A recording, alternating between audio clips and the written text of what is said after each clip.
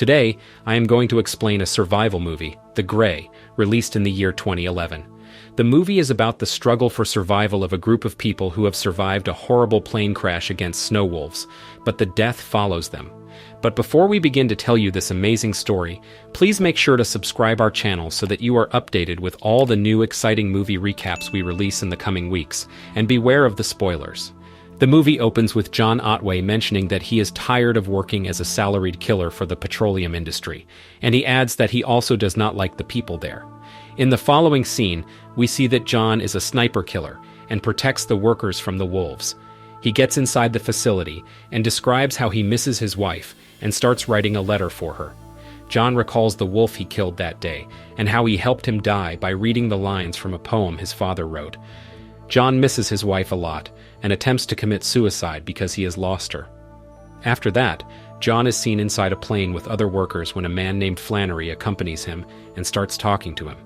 John gets irritated and asks the man to stay quiet, which Flannery finds disrespectful, and leaves the seat. As the plane takes off, Flannery gets scared and asks his fellow workers to not put their heads between their legs in case they crash. Everyone there gets infuriated at him after listening to this. John ignores everyone and falls asleep. After a while, a storm hits the plane, and John awakens due to the turbulence. The turbulence keeps increasing, leading the plane to crash while John strongly wraps himself around the seat using the seatbelt. John awakens and finds himself in the snow. Upon looking around, he finds Diaz and Hernandez there. They get inside the plane and meet other survivors, while a man named Luke is very scared because he was badly injured. John calms him and helps him die peacefully. A total of 7 of them have survived the crash, and John asks them to get everything they can burn in one place. Otherwise, they will be dead by freezing. They collect everything that can be used to burn fire, and at night, when they have set the fire using kerosene oil from the plane, John notices a wolf eating a girl's dead body.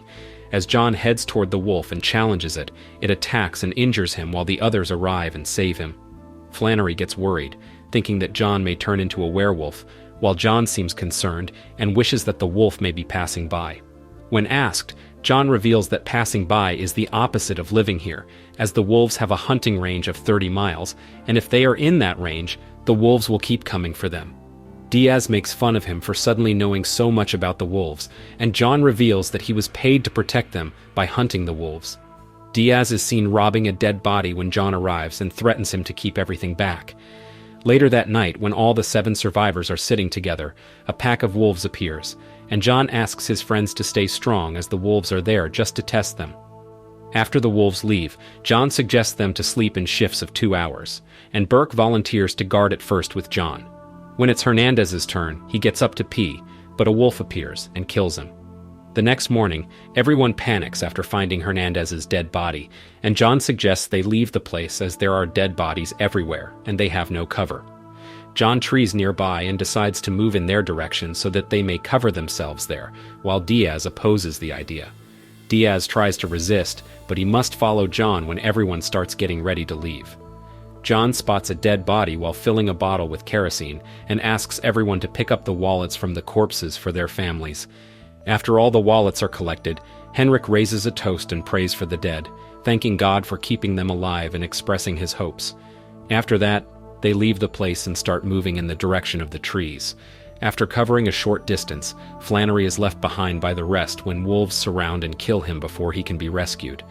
Everyone gets sad after witnessing Flannery's death, but then the wolves appear from all directions to attack them.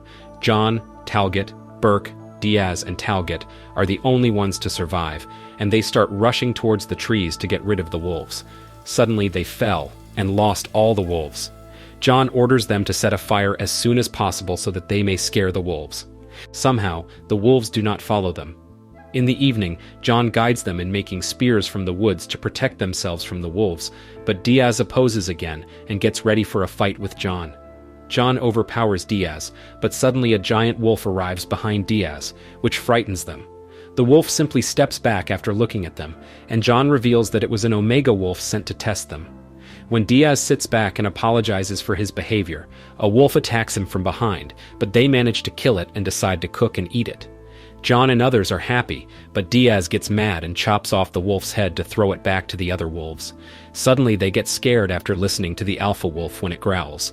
After that, All of them sit together and discuss their beliefs about what happens after death.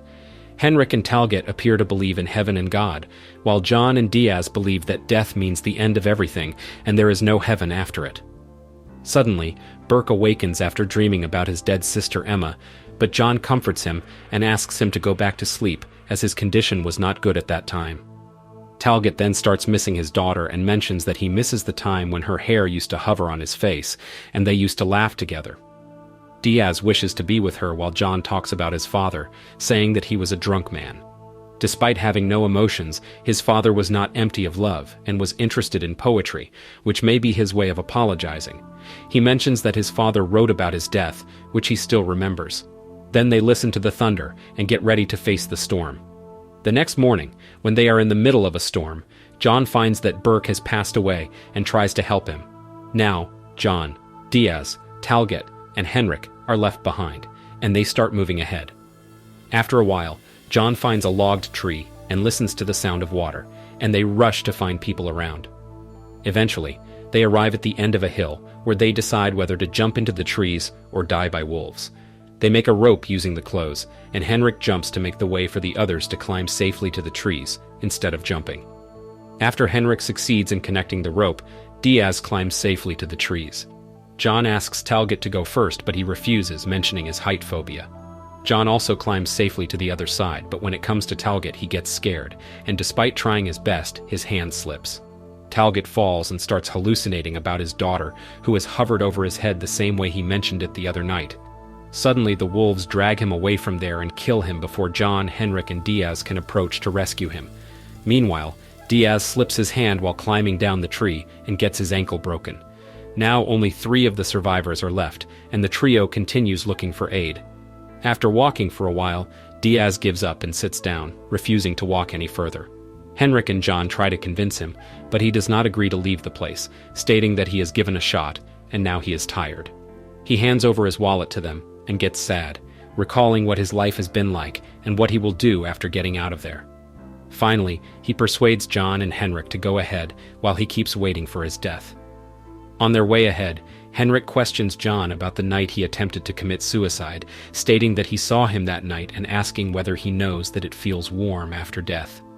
Before John may reply, wolves attack them, and when they are trying to run away from there, Henrik slips and falls into the stream beside them. John tries his best to save Henrik, but he dies miserably after his foot gets stuck between a rock and a wooden log. John gets sad after seeing Henrik die a horrible death and complains to God for being unjust to them. He asks God to show him signs by saving his life if he wants to earn his faith. Soon, John decides to do everything on his own, and he continues walking. Subsequently, he sits down and takes out all the wallets of the dead in the plane crash and starts looking at the pictures of their beloved ones. John then casts a glimpse at the letter he has written for his dead wife when wolves appear around him. Suddenly, the wolves set off when the Alpha arrived. John looks at the Alpha and realizes that he is in the middle of their den. He wraps a knife and a few glass bottles in his hands to face the Alpha. Both John and the Alpha get ready to fight each other, and when the Alpha attacks John, the movie ends here. Overall, The Grey is a great movie to watch with an amazing storyline, so make sure to check it out. To watch many more exciting recaps like this, don't forget to subscribe, as that's the only way we can keep making these fantastic recaps, and like this video. Let us know in the comment section about your next favorite movie that you would like us to recap. Thanks again for watching, and stay safe and healthy.